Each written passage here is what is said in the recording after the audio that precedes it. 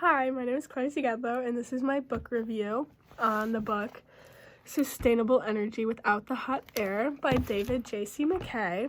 And I'm going to start off the book review by talking about the sections, and there's 4 different sections. So the first section is titled Numbers Not Adjectives, and it goes through a bunch of different chapters within the section.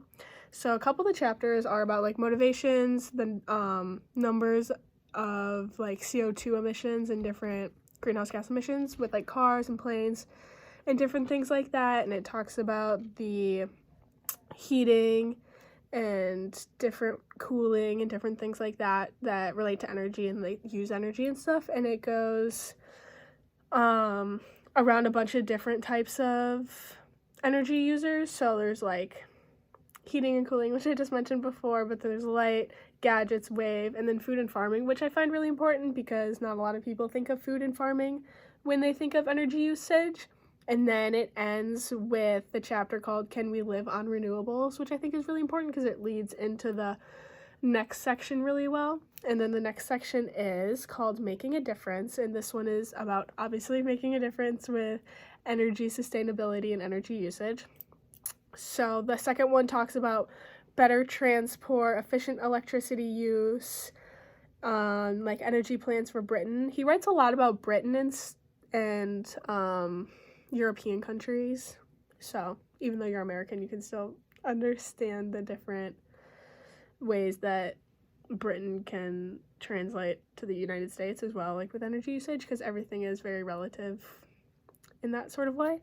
And it ends with saying yes. That's the last chapter.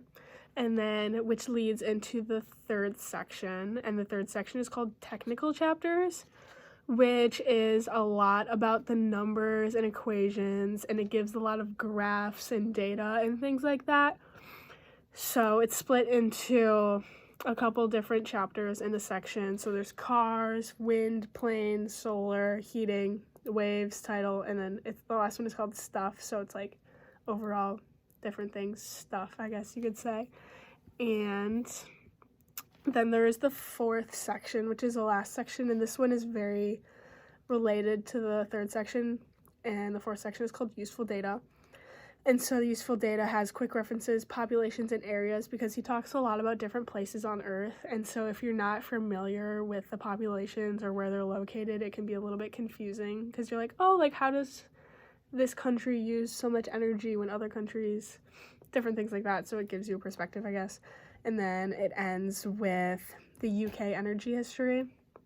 And then like at the end of the book, obviously, since it's like a research novel, because he did a lot of research to make the book accurate for readers and everybody to understand. So he has like a list of web links, a bibliography, an index, and then the very end is like about the author, which I find is very similar to like most books where they talk about themselves to like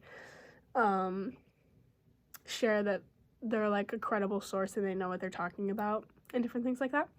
And so that's how the book is split up. There's a lot of numbers and data and graphs. But, like, along with all those, there's, like, it gives images and the graphs. So, like, you can follow along and you kind of know, like, what's going on while he's talking about it. And you're not, like, super lost and you're like, oh, my God, like, where did he get that from? It's, like, you can see the data as it's written in the book so you can get a better understanding of it.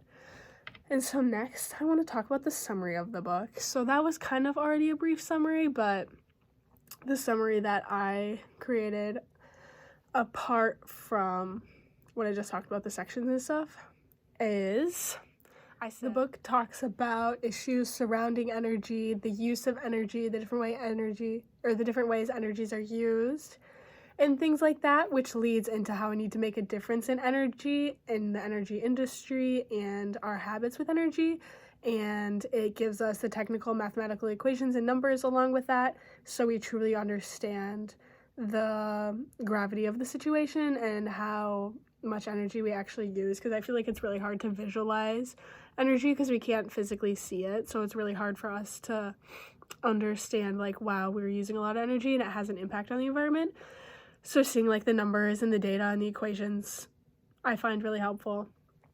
So he includes that, and then it ends with other data and useful information used in the book, which is nice as well, because a lot of the time when we're given talks about energy use, or we see articles or data, or when you hear things about energy use, I feel like a lot of the time you get words and like motivational quotes and like, oh, you need to do this or you need to do that, but it doesn't really tell you why you need to do that or the true reasoning and impact behind it. So the data and useful information is helpful because it gives you a new perspective on the subject, and it allows you to like reflect on your energy usage and stuff. So I wanted to give some of the main ideas. I've kind of already talked about the main ideas a lot, but I wanted to like really hit them so you understand what the book is about. And so the book consists of a lot of graphs and data, but he takes the graphs and data and describes them in words and tells you what you're looking at, so it's understandable for everybody to read. So you can be like a scientist or a professor or like a college student or a high school student or literally anybody who has a small interest, and you can read this book and understand what is going on because it's written in words that a lot of people can understand and read. And then a lot of the book surrounds the issues and the equations, and the issues and equations are used to find answers and like reasonings behind it, and it gives you comprehensive understanding because a lot of the time the media, like I said before, just gives you facts and things like that, and you don't get the numbers, so you don't really comprehend it as well as you could. And I think it's important to understand that this book helps you comprehend the numbers, because a lot of the time, for me at least, I know the numbers can seem really overwhelming, and so this book kind of helps you understand, like I said, the gravity of the situation, the intensity, the need for change, without making it seem like the world is gonna end and that everything is awful and it's all falling apart. So it kind of just shows that like this is a really big issue, but with change can come better environmental impacts, and this book helps you understand it really well. And then lastly, it has a little bit of humorous touch to it. Like he gives you anecdotes and stories and uses words and different things like that. So it keeps you interested in the book, so you can read it and learn while having a good time and keeping you engaged and interested. And then lastly, I want to do a quick little analysis of the book. And so I came to the conclusion that the main objective is to inform readers of the real numbers surrounding energy usage and the more sustainable options. And I feel like it was very well done because it gives you what's going on currently and what needs to change and happen in the future, while giving you numbers and different things and data like I've been mentioning throughout, which is really helpful because obviously like numbers and data help put things into a perspective so you understand what's going on, and everybody understands numbers.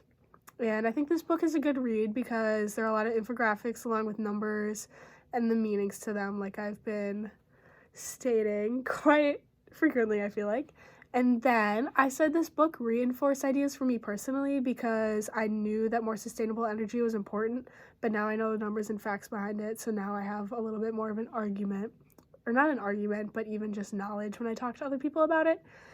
And lastly, I would personally recommend this book because it explains complex ideas and numbers in a way that's engaging and easy to follow along with, and I really like it, and I think it could do everybody a good service. Even if you don't read the entire book, just finding bits and sections and pieces to read, because it's not like you need to read the entire book to get an understanding. It's more of like an informational thing. So it's like, oh, read this. Oh, I understand it now. Oh, read this. Oh, okay, that's cool. Like, it helps you grasp different ideas really well.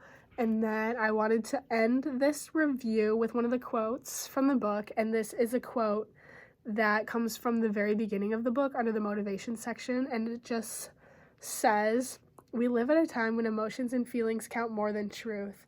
There is a vast ignorance of science," by James Lovelock.